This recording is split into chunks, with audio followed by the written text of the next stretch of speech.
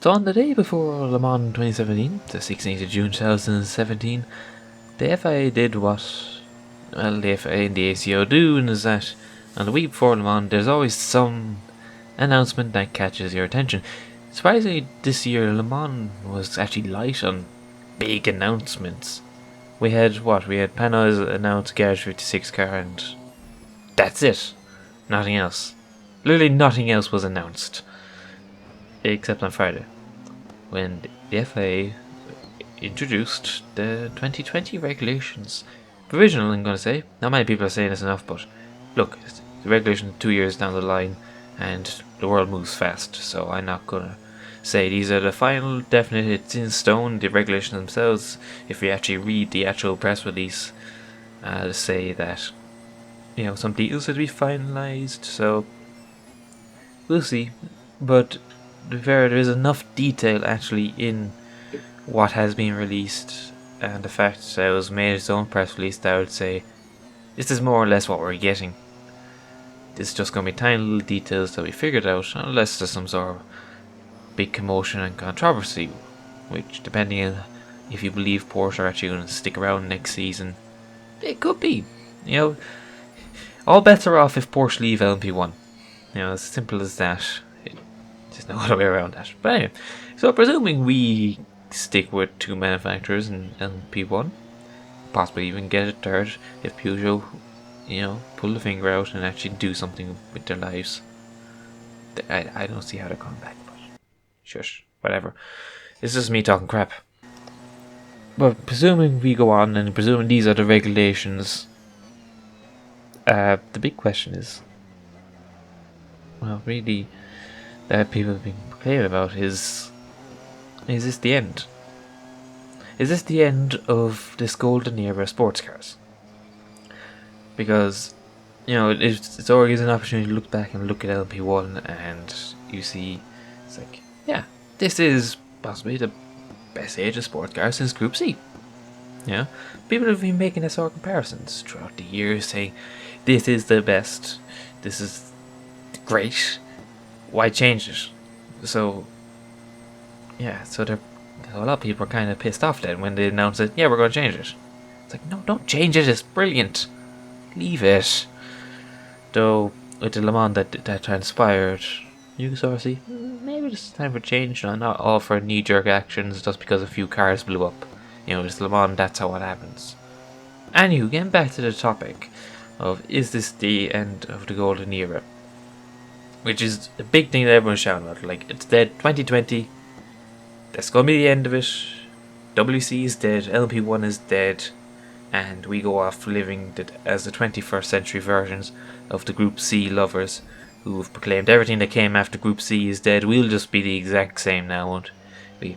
Everything from 2020 onwards, bullshit, bullcrap, not worth shit. Sports cars are dead. Prototype racing is dead. All hell DPI. Whatever. I don't know. It's bullshit. I hope that doesn't happen. I don't want to be an old man. I'm only like 19. Anywho. So, when I first saw these regulations, I had that reaction I'm talking about there. That, oh no, it's all gone to hell. Better book the tickets to Le Mans 19 because that's going to be the last one that's going to be worth watching. Okay, that's slightly exaggerated. I'll watch anything that races. I still watch F1 for fuck's sake. But then I actually went and read the regulations, which it seems a lot of people actually didn't. And it's not too bad. It's not too bad. Not perfect. No regulations are perfect. They rarely are. Never are. The only things I would come close to even calling perfect regulations were the last version of the LMP2 regulations. They were perfect. And they fucked that up. So let's hope that we don't do the same thing to LMP1. Which is what everyone's figuring out. So let's stop. Alright, so let's stop. We all know the story. Say a lot of people watching this already know details of the LMP1 regulations, but to see if this is the end or not the end, we need to actually go through them and see what the ACO and the FIA actually told us. So at the start of the press release with a paragraph saying LMP1 is great, isn't it? Yeah, So, anyway, they say these regulations that are as innovative as they are original, great translation guys, will come into force in 2020 and offer new development opportunities so that endurance racing remains the leader in the technological domain. So yeah, LMP1's great, yeah? That's all they're saying here. So, let's then get straight into it. So they say 5 major objectives provided. 5 major objectives provided. Right, okay. I know I've read this before, but often my mind just zones out to bullshit English-French translations that the ACO often do. Anyway, so they have 5 major objectives for these regulations, which is a good thing. It's always good when regulations have objectives. So they go to adapt technologies to road-going vehicles. PR bullshit. Cost capping. Everyone wants that. Technological diversity. Don't know how you're going to do it with cost capping, but we shall see. Level playing field in terms of performance. That's nice. And retain the appeal for spectators, sponsors, media, thanks to top-level performance undergoing constant improvement. Just want to highlight there at the end of that, undergoing constant improvement. If you're already familiar with these regulations, you'll know why I'm highlighting that. But anyway, so then paragraphs saying how they came up with the proposals that they'll go on to next. Okay. So there's our 5 principles: road going technology, cost capping, technological diversity, level playing field, retain the appeal. So, are they what LMP1 should be looking for? I would think so, yeah. I don't see any issues with really, in principle, what they're trying to achieve here with the objectives. Adapting technology to road-going vehicles, that's always been what Le Mans is about. I have a major sticking point about applying this relevance to other categories of racing, but for sports cars, Le Mans, that sort of thing, I think is fitting. Cost capping, look, we had a factory team that's been there for 13 years or so, pulled out last year for the simple reason of costs. We can't get manufacturers in because of costs, so cost capping is a noble aim. We can agree with that. Technology diversity, I would link that in to retain the appeal objective, in that these are what LMP1 is about. This is not a formula, this is not a spec series, these are prototypes. So we don't want 10 of the same car. We'd rather have 3 completely different cars than 10 of the same cars. At least I would anyway. I'm just speaking for myself here. And I come from the engineering point of view with a lot of these things. My view, if you're looking here for the racing point of view, you should probably fuck off to IndyCar, to be honest. But anyway, and level playing field, sure, that's what all these regulations are always about, because they want to pretend that this is about entertainment, which in many ways it is about entertainment. Maybe it is, maybe it is. So I don't know. I don't see how you can regulate that without making it a spec series, but that being said, the regulations previously have provided a reasonably level playing field while being completely open. Well, not completely open, but you get what I mean. They're very open in comparison to a lot of other racing series in the world, yet the playing field has always been pretty level. So that's noble. And the ACO kind of know what they're doing with this one. Well, traditionally anyway. So, how are they going to do all this? Well, they then go on to another list of things called the 6 main principles that will govern these regulations. Yeah, they really like their lists with this thing. It's very... If anything, it's meant to just confuse you so that they can do whatever they want later. So anyway, first off, headlining the 6 main principles of the 2020 LMP1 hybrid regulations is the one that everyone is flipping tables about, so we're going to go straight into it. It's zero emissions and rapid recharging, as they call it. Quote, a new road-going technology that will be applied to racing, the plug-in hybrid. The cars will be given a rapid recharge at the same time as they are being refueled. Thanks to this, they must cover the first kilometre after each refueling stop in full electric mode at a level of performance hereafter unequalled in motor racing. That's selling yourself a bit high there. Continuing, cross the finish line in total electric autonomy. The details are being defined, and that final point, which a lot of people are mistaken as, we're going to start from the bottom here. We're going to start with crossing the finish line on electric power. We know nothing more about that. I think that's a gimmick. Yeah, I think it's a complete gimmick. It serves no purpose at all. But the details have been defined, so we'll play devil's advocate here and we'll say we'll wait for the final details on this to say gimmick or anything actually useful. Anyway, so we'll go to the main point here. The concept of plug-in hybrid and completing the first kilometer on electric power after a pit stop. Right. This is one of those things where you go, what? Okay. This sort of came out of nowhere, didn't it? If we go back to the 5 major objectives that they came up with, it meets the first one, adapting technologies to road-going vehicles, because the only point in actually owning a hybrid is to be able to run it sometimes on electric power. With the weight of the hybrid systems themselves, your car is actually, in the long run, say on long highway use, no more efficient than a non-hybrid car with current technology. But if you use it in the city, say where you can do small journeys on completely electric power, then that's when hybrids actually become fuel efficient. So we can see the relevance here, and manufacturers, they always like to shield their stuff, you know, be like, look at us, we can do fancy stuff. So you can definitely see the manufacturers came up with this idea and went, hey, we can do stuff here. And the ACO like, yeah, sure, whatever, we just want to keep you happy. So they gave him this. You know, it's complete gimmicky, right? Or is it? Because it's obvious to see where you come with the gimmick idea. It's just like, you will do 1 kilometer after each pit stop on electric power, keep the hippies happy, keep the PR guys happy, cross electric at the finish line, woohoo. And initially it looks like it's just a marketing gimmick. Especially when you look at some of the details that have come out about this, that the charger itself will be spec. It'll be a spec charger. So you're thinking, oh, this is bullcrap. Yeah. What's the point in this? But actually thinking about it, there seems to be some logic here.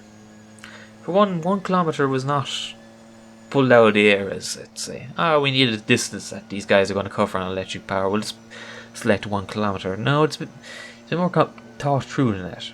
Because that, they reckon, is how far an 8 megajoule LMP1 car, even with current technology, could complete on electric power while keeping up to race pace. And 1 kilometer is not actually that far. For comparison, at Le Mans, 1 kilometer doesn't even get you to Tetra Rouge from pit out, for example. So it's not that far to go. Though there could be an unintended consequence that it still is far, and you know, say what it was. Let's just say if the internal combustion engine doesn't fire up, then your battery is going to be completely drained, and you have no power, so you're dead a kilometer down the track. As an unintended consequence, but you could argue that's part of the challenge, is to make sure that it fires up every time, because let's face it, what's the point in building, say we made a road car that had a chance of, well, you drove around on electric power and it wouldn't fire up, so now you can't get home. You know, so you say this has endurance relevance, and the more you think about it sort of from that angle, the fact that it has to cover 1 kilometer on electric power, then fire up on track in racing conditions, not in the luxury of a pit lane where you can be recovered if things go wrong. You know, you can get the guys to run down the pit lane, push you back, fire it up again. No, you're on your own, you're out on the track. You're in the big bad world and you have to restart that car. And you have to make sure your electric system can keep the thing up to race pace in the first place, because, you know, it's pit stops. There's a strategy. And the vital thing about strategy is to make sure in-lap and out-lap are as fast as they can be, comparative to your opposition. So you want to make sure that this first kilometer is fast. You know, it's as fast as you can make it, while obviously completing 1 kilometer, and probably have some reserve in the bank, so that when the engine does fire up again, that you're immediately back to full hybrid racing speed. So the more I think about this one, the more I actually like it. I like, first off, the idea of being able to actually recharge batteries on a stop. I actually think that's a good idea. But I would think that would fit better with the 10 megajoule rules. That's my only sort of thing about that, but I think in principle it's fine. The consequences of spec rapid rechargers. I see the point in going for a spec one. They want to keep it a standard, which is one of the main issues of electric cars and plug-in hybrids in general in the real world, is keeping the chargers standard, having standard chargers available everywhere. So having standard chargers here makes sense. It'd be like, no one bitches about standard fuel hoses and fuel pumps. No one bitches about that. But yeah, everyone got up in arms about spec chargers. Well, I say everyone, about 5 guys on Reddit. That's everyone, isn't it? God. So the spec chargers, okay, I can live with as long as the spec is up to standard. You have to make sure that these rapid recharging points things are actually rapidly recharging. Though you could say it's kind of a lost opportunity that the chargers themselves are not being sort of developed with the batteries and the hybrid system and all of that. But really, is that the manufacturer's job? Probably not. That's your charger manufacturer's problem, really. And if anything, WC now has a sponsorship opportunity for the official battery charger of the WEC. Look, you're going to get like 100 grand out of that for this championship. So everyone wins, kinda. I don't know. So in summary of all of that, because I spent a good bit on that, because this is the big issue, one of the big things anyway, is that the first point of covering the first kilometre on electric power, I think yes. Purists will say nay. Others will say gimmick. I think it's fine. Crossing the finish line in total electric autonomy, I think everyone thinks that's a gimmick, but I would say let's wait on the final details before completely burying it. Right, moving on to the next principle. After all of that, we go to safety, which I don't really have much to say about this. I don't think anyone really has much to say about this because it's just really common sense. I'm mainly concerned with the cockpit, actually. A lot of this.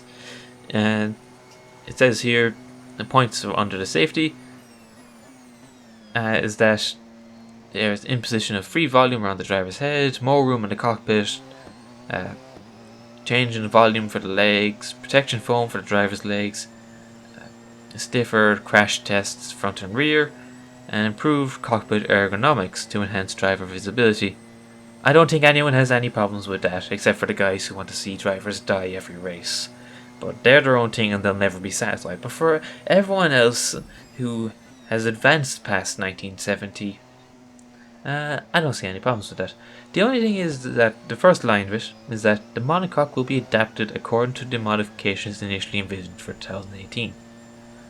That seems kind of risky there. Don't you think? It's like you originally wanted these things for 18 and you're going to push them back 2 years. You're going to be crossing your fingers at every race and every session that no one gets hurt because and it comes out later that they wouldn't have gotten hurt because of these regulations. Just saying. I don't like when people play with fire, but that's their choice. We'll leave them off. Now, also not mentioned there actually in the press release I'm looking at here is that they will change the driver's seat angle to I believe 55 degrees, which comes out of research done into the recumbent driver seating position, found that having drivers sit back at about 35 degrees that hurts their back. So again, common sense, no one's really going to argue with it. If anything, raising the driver up in the car will improve in visibility. If anything, it'll help and it'll just help that part of the regulation. So safety, cars are getting safer, can't complain about that. If you are, you're a sadist. Next point of whatever the 6 main principles is 2 energy recovery systems will be retained and still limited to 8 megajoules. I see why this is. It's purely for costs. There's nothing. This is only for costs because the most expensive things on these hybrid cars are the hybrids. Like I would guess anyway. because these are the things that are in constant development. Essentially, it's the hybrids and the aero. So these regulations have taken a pickaxe to these things and gone, no, back in your box. So we're not going to get the fabled 10 megajoule class till at least 2024, which you're getting a bit long in the tooth there, I would think. You know, we were supposed to have, originally along the original roadmap, we were supposed to have 10 megajoules now. And the 10 megajoule class never happened because Audi pulled out essentially, and everyone lost their shit over costs. And it looks like they're not going to happen now. So that's a pity. But I see why they're doing it. And 2 engine recovery systems. I still think, I don't see much issue with the 2 systems, but I see the issue with the limit to 8 megajoules. Because battery technology is, if it hasn't already, is definitely, even by 2020 when these regulations come into force, will have surpassed the 8 megajoules. That's not a limit anymore. You'll need 10 megajoules to keep the carrot dangled in front of the manufacturers to keep progressing forward, and you're not going to get it with the 8 megajoule limit. Times move on, we have to move on.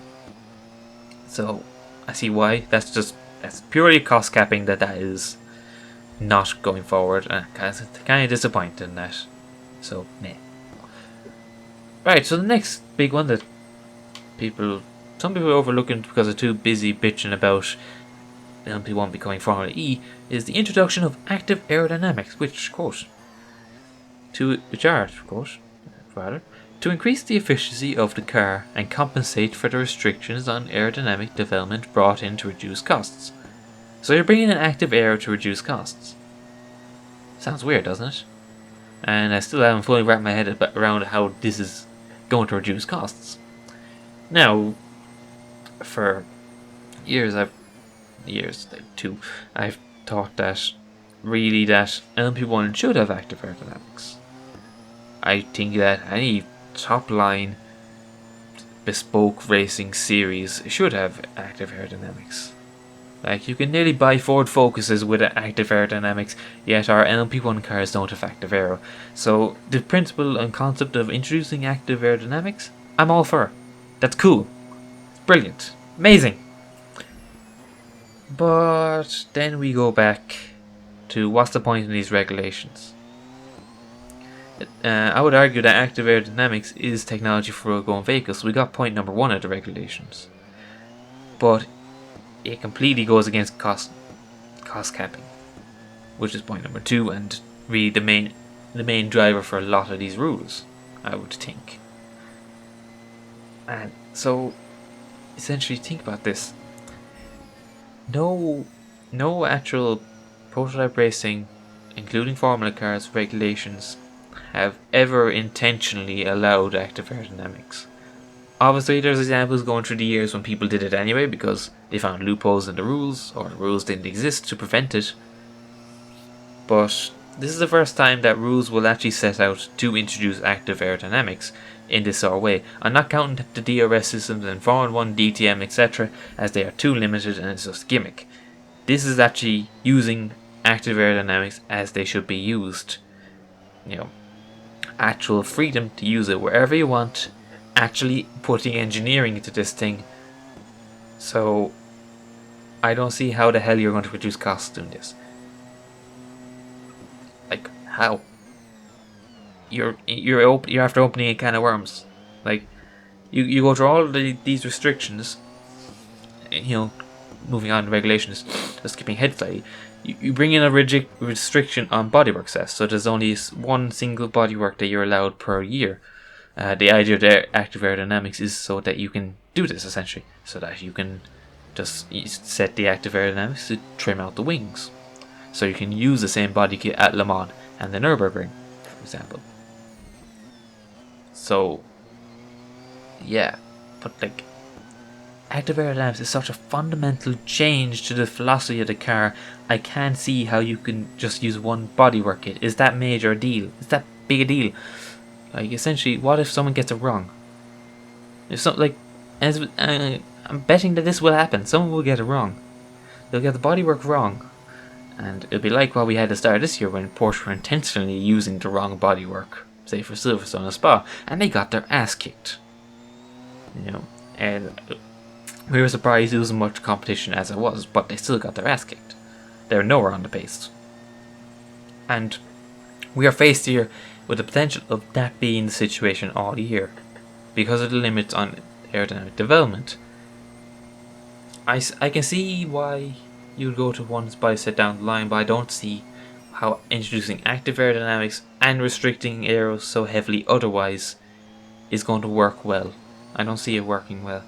I think you need more of a gradual lean-in period to make this work. You know, say keep restricting to 2 body kits, say till 2022, then reduce it to 1 once everyone's sort of figured out these rules. You know, and continue on aerodynamic regulations. We're going to group them all here together. And just other restrictions in general, it's vaguely worded elsewhere. Essentially, they're going to heavily restrict aerodynamics, say, under the car, and while still keeping free zones. Again, you're introducing such a fundamental change to the aerodynamic regulations, yet restricting the hell out of it. This is Formula 1 level of bullshit. This is not LMP1 level of common sense. So, I don't know, I like the idea of active aerodynamics. I'm all for that. I'm all for such a radical change and all of that. You know, this is LMP1. This is supposed to be the technological pinnacle of racing. But I don't see how you're going to do it with these heavy regulations elsewhere. Unintended consequences and all of that. You know, the left hand didn't know what the right hand was doing, sort of thing. That's what I'm seeing here. So, anyway, as far as reducing costs, it's going to fail miserably at that. That's going to call it out. It's going to fail miserably at that. Because, like, even now, Toyota and Porsche have guys doing CFD simulations on active aerodynamics. It's just what they're going to do. You know? And I'm saying this even now, they probably have been doing it for months since someone first came up with the idea of, hey, should we bring active aerodynamics into the LMP1 hybrid regulations 2020? They're already working on this. I can guarantee you they're already working on this. So I don't know how this is going to reduce costs. It's cool. It works on the other points of the main principles of promoting road relevance technology, technological diversity, appeal, spectacular cars and all of that. But I don't see how it's reducing costs. Then the other last 2 points in this thing are integration of biofuels and new energies. Essentially, biofuel, hydrogen. No details on this at all. Yeah. So, cool. Right, there's no details, so I can't really say anything on. No one can say anything on this because there is no details. Other than someone actually enters with a hydrogen LMP1 car, that'd be cool. Right, that would be cool. That's what we're talking about. So good. Good.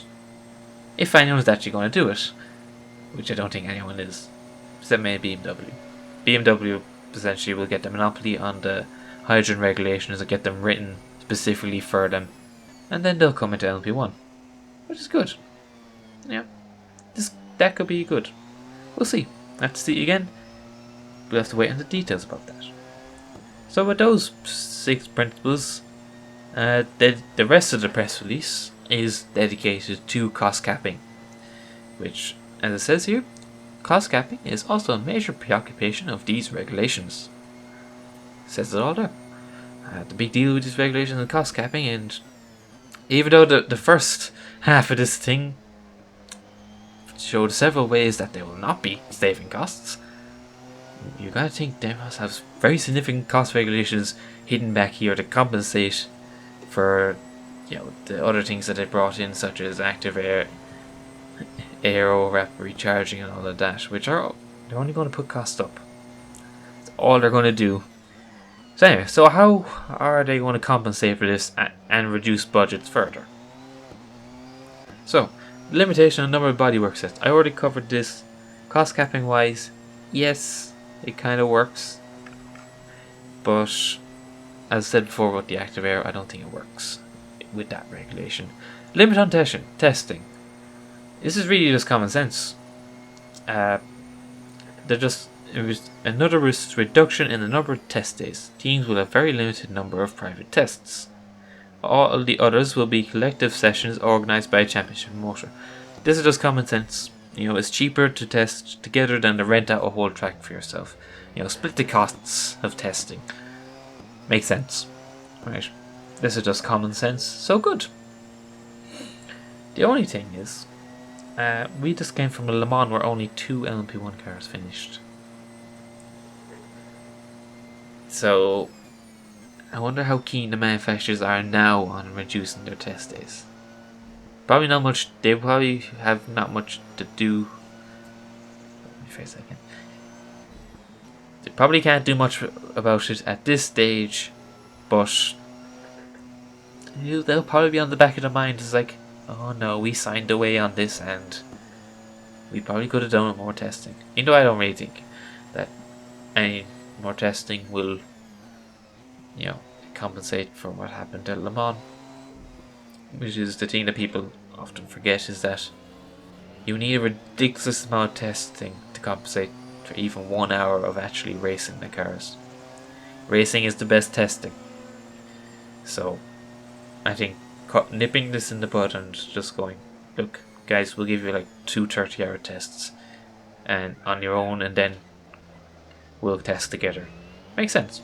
Also, if word gets to the fans about these test days, perhaps you could probably make some sort of little fan event about them. So say, hey, we'll just open the gates and show up and look at all the LP1 manufacturers here are testing. Yeah, could work out. Common sense. Nice. I've always said too much about this. Go on to the next testing reduction, which is wind tunnel testing. Reduce to 600 hours per year. And normal reaction to this is, nah, this is not going to work.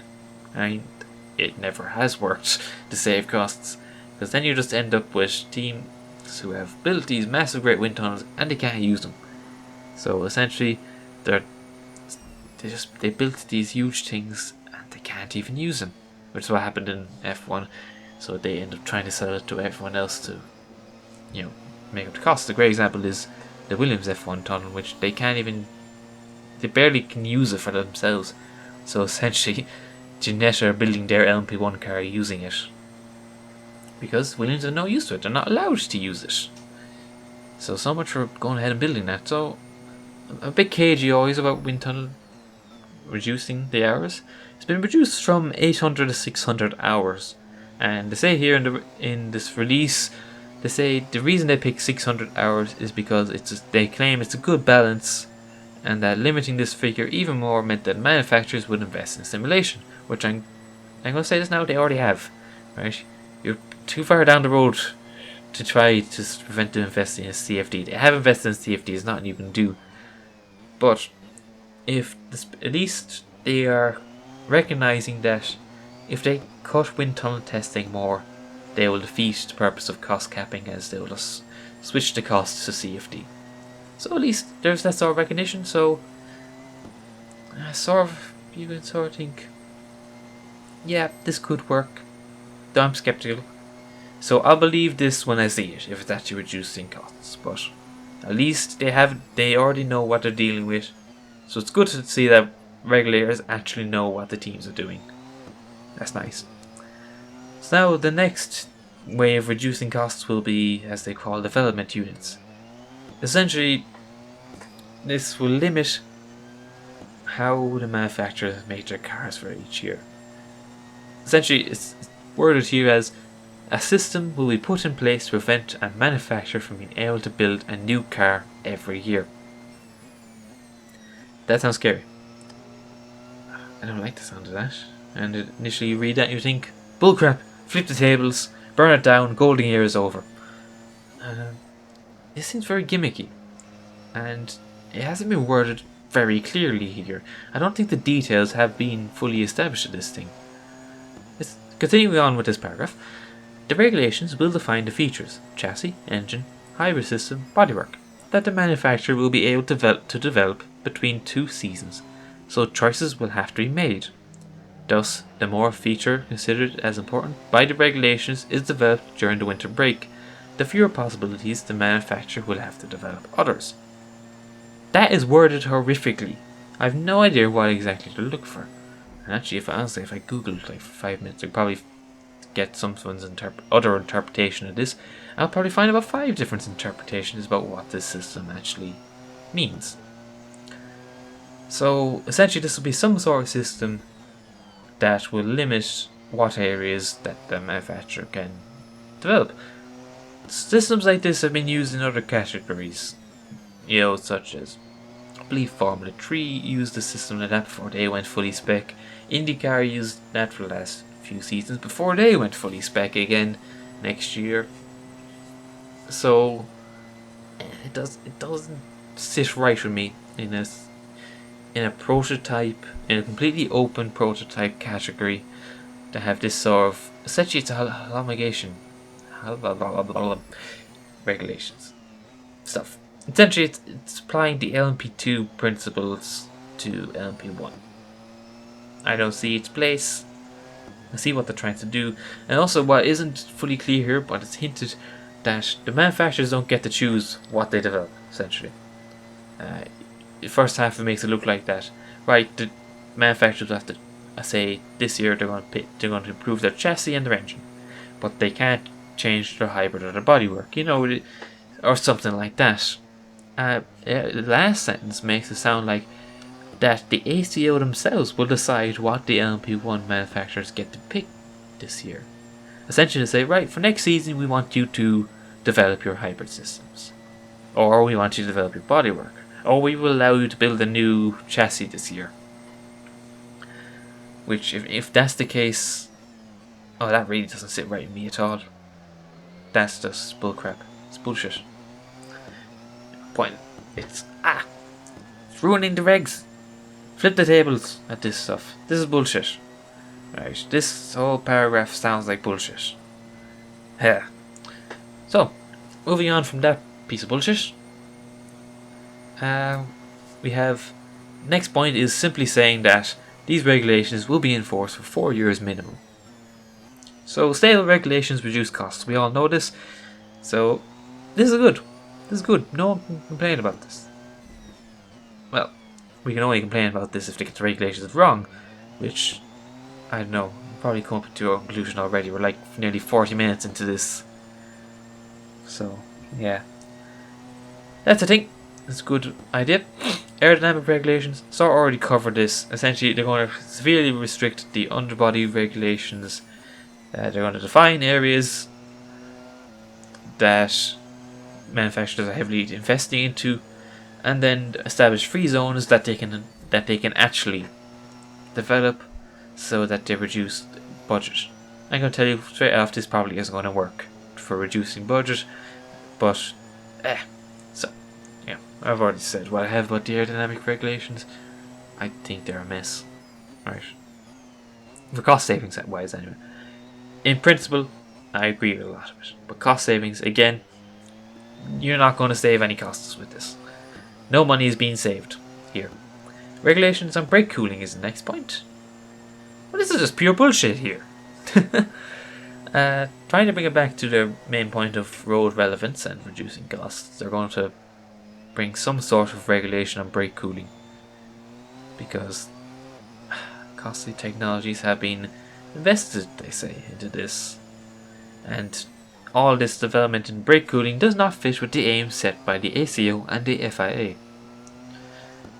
I don't see where they're going on. This is just like, what? Where did this come from? Has anyone actually ever complained about this? Is this really burning up costs? Actually, from what I know of racing teams, this is burning up costs, because they're given a pile of money and they have to find some way of burning it. So they're probably burning it on these. Also, I don't get the point where they say this does not fit with road-going vehicles. I can go to a showroom and buy a car with carbon discs on it. Tell me how LMP1 regulations using carbon discs and brake cooling are not relevant to this. Racing brakes are on road cars now. It's just a fact of life. This is weird coming from the organisers of a race that invented disc brakes. and that often they go on about, hey, look at the innovations from Le Mans, such as the disc brake, and now you're going to make, restrictions on brake cooling. I don't see the point here, but whatever. It'll probably tie in, I imagine, to the aerodynamic regulations, so that they're trying. Probably what this is really just closing a loophole in the aero regs. If they touch the actual brake materials, flip tables, riot in the streets, because that's just bullcrap. Next is a limitation of staff at the races, which, yeah, that makes sense. This is actually how you reduce costs, and it seems very few governing bodies actually realise this, that the main cost in a racing team is not building a car, or great wind tunnels, or testing. The major cost of any big racing team is actually the staff. Because you have 300 people at least, probably more. You probably expand it to maybe 1,000 or so for the big factory teams. And each of those 1,000 people are going to look for, I don't know, between 40 and maybe 200,000 euro salaries. Minimum is 40 on these things. Which you start multiplying that by the amount of staff they have, and very suddenly costs spiral. And that's just under salaries. Say then you have to bring these people to races, which the current restriction is 65 people at a 6-hour race. You have to fly them, you have to then launch them, you have to feed them, you have to probably pay them overtime for travelling. So you can see the costs are spiraling when it comes to staff. So a reduction in staff, even by 15 people, which is what's been proposed, will actually be probably one of the major cost savings of these regulations. This is the fun. I think this is the first regulation we've come to. This is like the third last point of these regulations, and this is the one that I've actually found that will actually save costs. Jesus Christ. Also, this restriction only applies to the 6-hour WC races. There is no restriction for 24 hours of Le Mans. So, as usual, Le Mans is much more important than the rest of the championship. So anyway, whatever.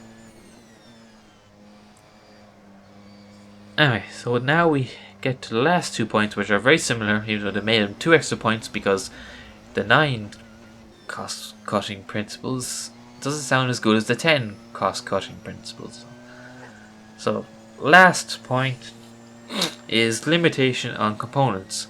So if you're familiar with Formula 1, you know that they can only use 4 or 5 engines a year, and each of the engines is broken up into components, and they can only use 5 of these a year, and when they go over that, they get severe penalties, because they're not supposed to go over that. And the only reason people actually really get a huff about this is because the main victim here is Honda, because their engines blow up all the time, so they always need new components, so they always get penalties for using these extra components while everyone else just lives on. Just goes on, it's like, whatever, build a reliable engine. So we're going to get a limitation on the number of components. It says here this will be split up into the battery, the internal combustion engine, and the energy recovery system, and possibly broken down even further, I'm not sure. Again, fine details will be decided. So essentially you're going to start off with a restriction of 5 of each component for a year, and then reduce that to 4 after 1 or 2 years. So like the F1 model of gradually reducing the number of components used per year. And right, my view of it in F1 is that it has no place in F1 and should be gotten rid of, scrapped. It doesn't save costs. It doesn't. Because with all these components, the cost of them is not building them, right? In the grand scheme of things, with these big factory manufacturers, actually the cost of materially actually building these engines is nothing compared to the cost of designing and developing and testing these engines, as well as setting up the assembly process for building these engines. It's a simple principle of mass production that was invented 200 or so years ago. but everyone keeps forgetting when it comes to motorsport, for some reason, is that once you've already set up a factory and an assembly line, the more of these units you build, the cheaper they get. You know, say for round figure, these power systems in LMP1 cars, say they cost €200 million a year to develop, and you only build 5 of them. Each of those units is going to cost what? I don't know. Less. Somewhere around 40 million. I don't know why that math took me so long, but so each of these components are going to essentially cost 40 million plus obviously the materials, which say that's another million or so onto this. So rounded up, we can say they're all working out 45 million each. Say make 6 of them. Suddenly your costs are reducing. 7, 8, 9, 10. I don't see why they'd build 10 components a year, but whatever. You need spares actually for testing and all of that. So yeah, so the more engines you actually build, the cheaper it gets. This is relevant in Formula 1 because you've teams buying power units, and essentially the manufacturers are going to try and make back the money they spent developing these engines. So they're going to charge then the customers to essentially pay for their development, which makes sense. That's how economics works. You sell things at a profit to try and make back the money you spent on building the thing. So that's why the system exists in Formula 1, and that's why it doesn't work in Formula 1. And these things are different here in LMP1 Hybrid, is that it's all manufacturer teams building all these things for themselves. So in this case, actually, this might actually work. Because they're going to spend whatever they want to develop these things. So actually this might, since they're not passing the cost on to any other teams, they're developing for themselves and they're paying for it for themselves. So in the end, they will actually pay the same amount for developing it year on year. So they actually might save maybe 10 million on maybe not building an extra 2 engines or something like that. It'll be minor, and unfortunately I don't think the cost that they're actually going to save on this will actually be worth the potential sporting ramifications of when a manufacturer goes over the limit.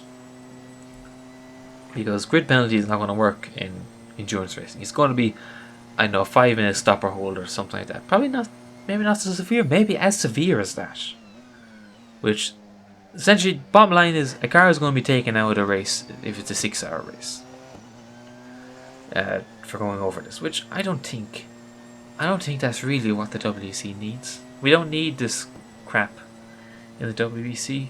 I don't see it saving enough money to be worth it. You're not going to save 50 million doing this. You're going to save maybe 10 million. Maybe that's even being optimistic about how much money you're going to save on this. So I don't see its place here. The last point in these is limiting the gearbox to 2 units. I believe that's the current limit as it is. Again, it's the same argument for that as I've just said.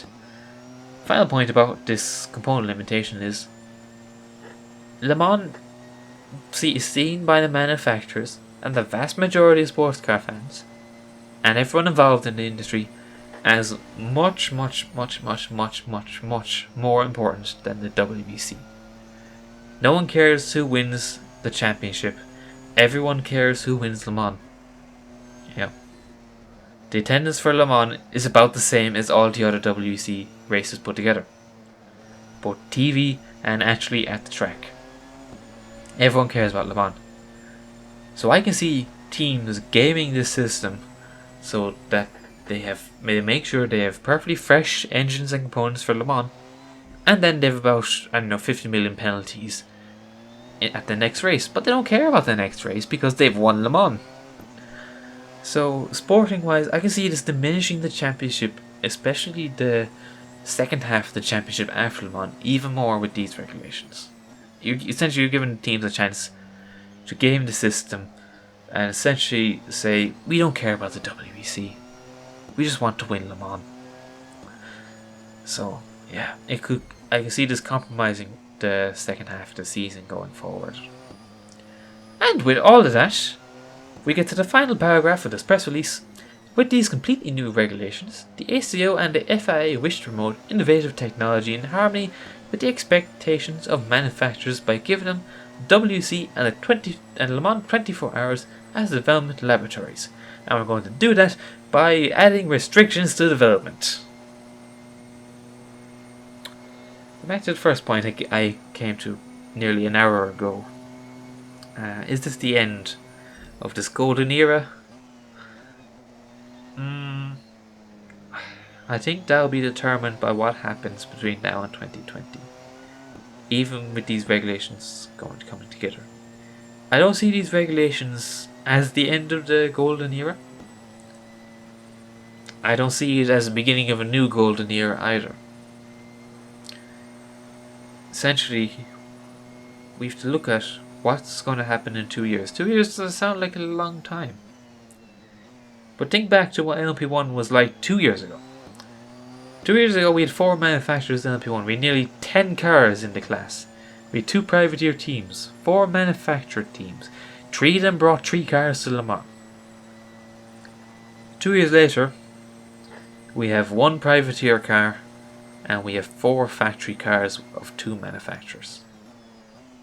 And one of those manufacturers is rumoured to be leaving at the end of the year. And if they leave, the other one goes with them. So we could potentially be even as close as next season. Next season, we could be possibly looking at, one manufacturer running 2 cars half-heartedly, and maybe 6 privateer cars, which would be very different to LMP1. Which, again, even those privateer cars brings us to the point that some people haven't really looked at when it's come to these 2020 regulations. These are just the hybrid regulations. Not one word has been mentioned about the privateer regulations from 2020. But if the last 2 years and how much things have changed are anything to go by, those could really be the important regulations going forward. Because it's all well and good to make regulations for the manufacturers, but this could go the same way as Group C. There's no point in how well your manufacturer regulations are if there's no manufacturers to race with them. So that's been 52 minutes more of me rambling on about these regulations. If you're still here, I'm not going to tell you what to think. Is this the end? Is this not the end? But I hope that I've given you some food for thought in what we're looking at in the future. So, in conclusion, I don't think these regulations are not going to kill off sports car racing. Sports car racing could kill off itself in the meantime. That's all I have to say about this. So yeah, that was it. Thanks for listening, and see you later.